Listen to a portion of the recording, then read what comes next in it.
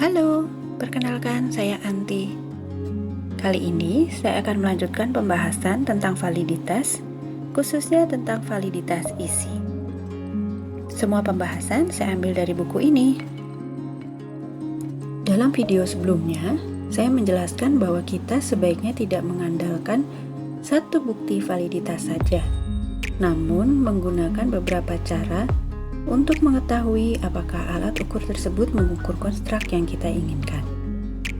Ada 3 cara utama untuk mengetahui validitas, yaitu yang pertama, dilihat dari isinya, yang kedua, pola konvergen dan divergen, dan yang ketiga, dari kriterianya. Kali ini, kita akan membahas bagian yang pertama, yaitu dilihat dari isinya. Jika dilihat dari isinya, terdapat 2 cara yang bisa digunakan, yaitu yang pertama dilihat dari relevansi dan representasi isi tes, dan yang kedua dari validitas muka. Mari kita bicarakan cara yang pertama, yaitu relevansi dan representasi isi tes. Cara pertama ini adalah cara mengetahui validitas tes dengan cara mengevaluasi kesesuaian soal dengan materi atau bahan yang akan dibuat tes. Sebagai contoh, jika seorang dosen akan membuat tes psikometri meliputi bab 1 hingga bab 5, maka soal yang diberikan haruslah mewakili kelima bab itu secara proporsional, sesuai dengan tujuan pembelajaran dan bobot materi atau sesuai dengan kisi-kisi. Saya berikan contohnya.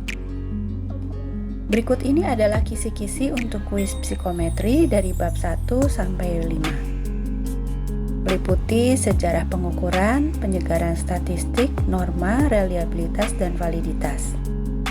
Berdasarkan kisi-kisi tersebut, maka tes tersebut haruslah terdiri atas 100 soal yang komposisinya tersebar di antara kelima bab yang diujikan seperti yang tertera. Jadi, validitasnya dilihat dari kesesuaian antara butir soal yang ada dalam tes dengan kisi-kisi ini. Berikutnya adalah validitas muka atau face validity. Suatu alat ukur dikatakan valid secara face validity jika tes tersebut kelihatannya valid menurut kacamata peserta tes. Sebetulnya cara ini bukanlah cara yang baik untuk menentukan validitas suatu alat ukur, karena hanya bersifat superficial. Namun demikian, tetap perlu diperhatikan. Mengapa? Ketika seseorang akan mengikuti tes, motivasinya akan dipengaruhi oleh penampilan dari alat ukur tersebut. Inilah manfaat face validity. Contohnya, bagaimana rasanya kalau tes yang disajikan kepada Anda bentuknya seperti kertas kusut? Terlepas dari apakah alat ukur yang kita gunakan benar-benar valid atau tidak, tampilan dari alat ukur tersebut harus tampak valid dan meyakinkan, karena dapat membantu peserta untuk termotivasi mengerjakan tesnya dengan baik. Coba lihat 2 uang kertas ini. Manakah yang tampak valid sebagai alat pembayaran? Tentunya yang ini, bukan? Baiklah, sampai di sini dulu penjelasan saya kali ini. Terima kasih.